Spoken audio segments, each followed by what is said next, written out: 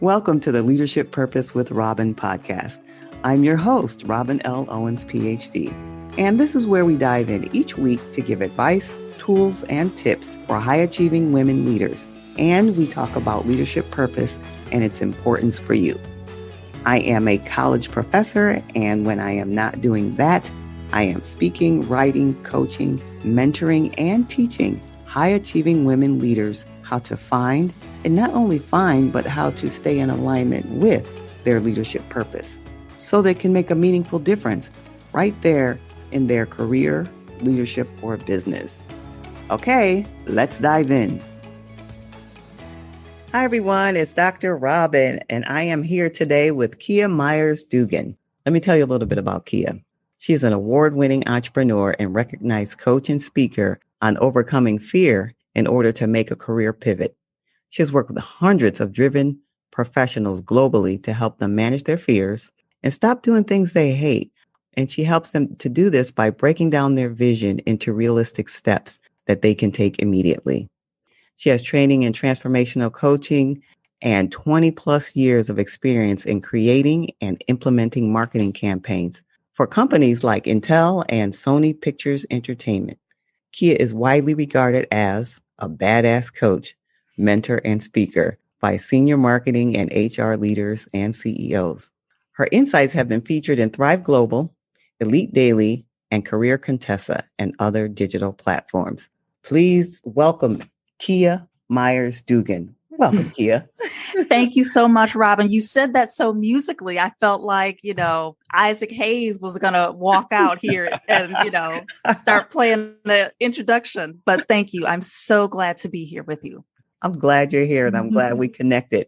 And I know everybody's so busy these days. So when someone like you takes the time out to share with our listeners, it is always an honor for me. So let's jump right in. Why don't you tell us in your own words more about you and who you are and what you do? Yeah. So, when I sent you my bio, I was also thinking about something that my coach called me and she's like, oh, you're kind of like a courage permission slip giver. And so I totally adopted that term because that's really, yes, I'm a life and career coach and a professional speaker, but when it gets down to what I really support people in, it's giving them permission to want what they want. And in order to do that, you have to have courage. I heard this wonderful quote. I was listening to a podcast a couple months ago, and the woman speaking said, confidence is overrated. And at first I was like, what? I can't believe she said that. But then when she broke it down and talking about, you don't start off with confidence, right? You have to have courage first. You have to have courage to take the step. You have to have courage to admit what you want or what you don't want, right? Like sometimes it's easier to know what you don't want than what you do want. And so when my coach said that to me, courage permission slip giver, I really adopted that because my focus, and at the end of the day, no matter what it is that my clients come to me with, which is usually with regard to a career change or pivot of some sort, but at the end of the day, whatever it is, my number one goal is to help my clients build the courage that they need to make their dreams bigger and more important than their fears. I love that. I love that. And it's awesome for someone who's in the midst or trying to figure out what they want or trying to develop that courage to have someone like you to walk alongside them with that. So that's great. That's great. All right. So I can hear some of your passion coming through already as you're talking about your work. So tell us something you enjoy about your work and why. The thing that I think lights me up the most is because most of my coaching is done over the phone, right? Not even on video. It's over the phone. And that's kind of by design. But the thing that I really most enjoy about what I do is when a client has that audible breakthrough, when they have that audible aha moment. And you can hear like there's a pause after I ask a question or they're responding to the question. And as they're hearing themselves say the words, they stop. In fact, I had a client a couple weeks ago and we were talking about this whole idea of you can change your mind. You can go in a different direction. And so she was talking and she was reciting her story to me. And she was like, I just realized, she was like, I don't have to do this. I don't have to stay in this place. I don't have to stay here. And that was such a treat. That was such a treat to hear her stop herself and have that moment. And you could hear it. You could hear the wheels turning on her side. So that is really the thing that just makes me jump up and down. And you gave an example right when I was going to ask you about an example, because I was like, audible. You hear people say, some coaches talk about that aha moment, but for you to say an audible representation of that aha moment. Yeah. That's great. That's great. All right. So now this podcast, of course, it's called Leadership Purpose, and it's for high achieving women. So this is how I describe a high achieving woman. A woman who has goals. She's achievement oriented. She's the kind of person that looks forward to her achievements and making more achievements. So high achieving woman, determined, goal setter, and that type. So from your experience and expertise, what's some advice you would give to what I'm calling a high achieving woman?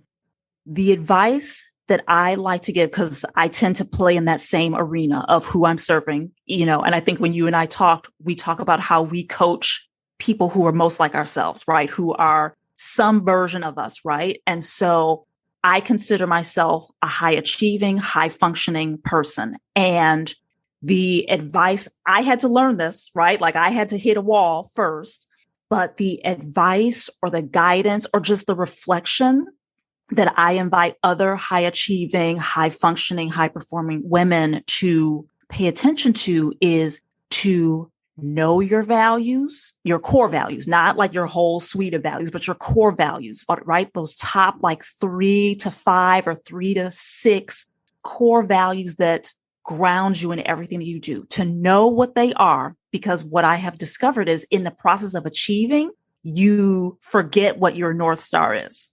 Because you're just like, I'm trying to get to this next thing and just powering through.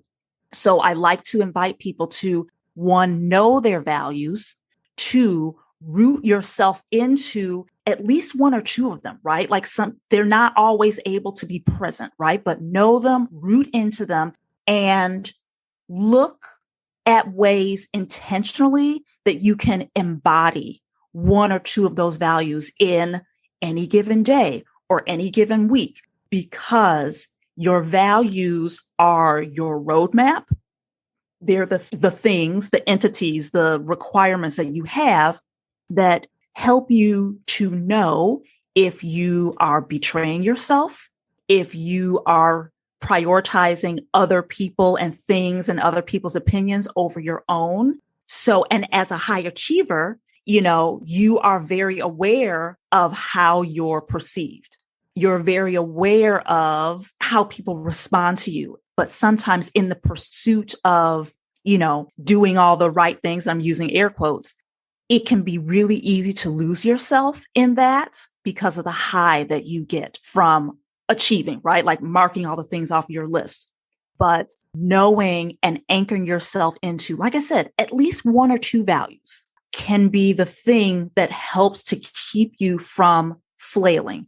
It can be the thing that helps you from throwing yourself off the cliff when all the things are happening. So that's my guidance. Yeah, that's a good one. Is there a core value that guides you and that keeps you anchored, 1 or 2 that you want to mention here? Sure, because I changed one of my core values recently, and the value that I have really up-leveled in the last probably, 2 to 3 months is ease. And it didn't used to be on my list at all. It wasn't on my list at all. But in the pandemic, which a lot of people really re-examined what was important, what their guiding star was. And I realized in that, and I knew it, but I really learned it last year, how hard I tend to make things for myself, right? Like I think, and I get cocky, right? Like, oh, I'm doing good. Like I'm in the zone. But sometimes, and Dave Chappelle, when keeping it real goes wrong, being in the zone too much can go wrong too. because you get on this, almost like a runner's high, right? And so then you've overcommitted. And then it's just like things are piling on and it just feels hard, right? Like every day feels like a sludge fest. And so that changing one of my core values to ease came to me late last year. And, just giving myself permission to change my core values was a big win in and of itself. But that is now one of the lenses that I use. Like I write it down in my planner of how can I make things easy for myself today? Or how can I make things easy this week? I love that. Yeah, because it is sometimes tempting to make things harder than what they are. Right. I love that as a core value and that you gave yourself permission to change. Mm-hmm. It's interesting. I was interviewing another guest for an episode, and I'm observing that there's a connection because she said, similar to what you were saying, although it wasn't in the context of her values, she was talking about her first question she asked herself, what's the simplest way to do this thing? So it kind of reminds me that you and she, with your sense of ease and her sense of doing what's simple, speaks to the fact that those of us who are high achieving women need to not always go to the hard and the complex, right? Which might have a tendency to do. Right. So, well, and the thing I want to say about that, Robin, about ease and simplicity versus hard and difficult is I think our culture places value on the struggle. They place value on, well, if you're not working hard, then you're probably not working, right? And it's like, and I think now we're more aware of that than ever. Yeah. But I think a lot of that has to do with our culture, and depending on your cultural upbringing, that can weigh into this too. But I think just the American culture is that, well, if you're not working 10 to 12 hours a day, are you even really working? Right. And so I think so it's hard, especially for those of us that are in that high achieving mentality. It's hard to give ourselves that permission to say, how can I make this easier for myself? What's a simpler way to do this, as your other guest said? So I think that's the important thing to remember, is that not all of this comes from within, right? It's messages and assumptions and stories that we've told ourselves based on what's happening in our culture. Yes, absolutely. It is a culture of that sort of busyness. We kind of glorify that. Yeah, in many ways. Very much so. And I have to stay focused because I have about 25 things to say about that. That could probably be a whole other episode on its own. Yes, maybe I'll save that for one of the solo episodes and keep myself focused here. All right. So now my work has to do with leadership purpose. So when you hear that term, what comes to your mind? When I hear leadership purpose, and in particular, I'm thinking about some leaders that I've worked with that called themselves leaders, but weren't really leaders. They were more managers. And so when I hear you say leadership purpose, I think of really intentional leadership that is rooted in the human experience, like remembering that we're not just cogs in a system. And, and that just comes down to being able to connect with people, being able to see past someone's title or, what's on your to-do list for them as a leader or as a manager. And then just thinking about what kind of leader you want to be. Where do you want, your team that you're leading, where collectively do you want that team to go? And how do you want to support each individual person on their journey? Because when teammates, when colleagues, when employees and direct reports are satisfied and feel like someone cares about them besides what you can do for them or what you can do for the company, people can pick that up, right? When someone cares about you as a person versus seeing you as an asset, right? And not a human asset. You can tell that, right? But you can also tell when someone really cares about you and is not just making small talk. And there are all sorts of studies that show that kind of satisfaction, that measure of belonging or that feeling of belonging, people will go the extra mile to help the team or the project at hand to be successful, because people know that they're seen as something other than a number. Mm. So that's what I think of when I hear leadership purpose, is that human-centered, connected, intentional kind of guidance and leadership. Yes, yes, that makes a lot of sense. Do you think it's important? Do you think leadership purpose is important? I do. I do, because I think when there isn't something that the leader is anchored in, it's so easy for the team to just, oh, okay, we're going over here. This is our objective today. Oh, wait, no, now we're going over here tomorrow. And I think that internal work of developing your leadership purpose not only helps you in achieving your professional goals, but it also helps the team want to help you, but it helps the overall mission of the team or the company as well. So I think it is crucial. Yeah, yeah, yeah. And I like your word anchor. Now, I'm sure we can talk all day, right? But before I tell people how they can get in touch with you, is there something else that you would like to share with the listeners? Anything that's on your heart and mind that you'd like to share with them before I tell them how they can get in touch with you? Yeah. And this is a topic that it's been coming up a lot in coaching sessions. It certainly has come up for me in the last few weeks. And I touched on it very briefly earlier, is just to remember that you can always start over. You can try again.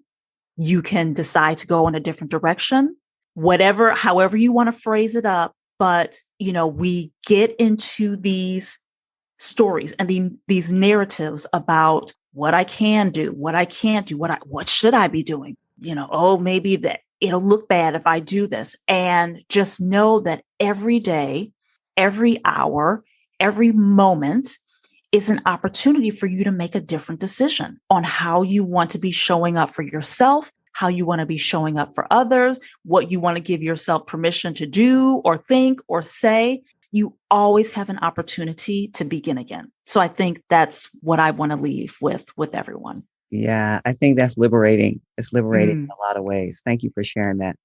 Okay, so now I'm sure some listeners right now are saying, okay, how do I hear more? So how can people get in touch with you?